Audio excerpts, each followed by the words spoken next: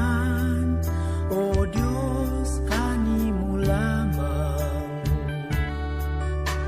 Ikaw puno sa gugma nga walay katapusan, o Diyos awiton ko ang gugma mo.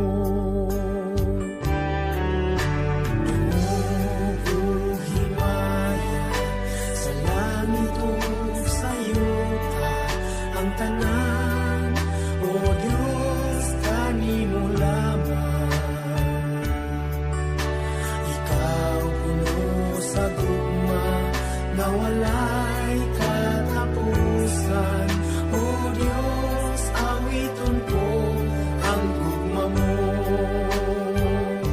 Ginoong Diyos mahigugmaon sa tanan, tapos kang kay tulong simbahon kung halalan. Ang tanan kong gugma ginatugyan ko kanimo, ang kinabuhi ko, o Diyos kanimo lamang.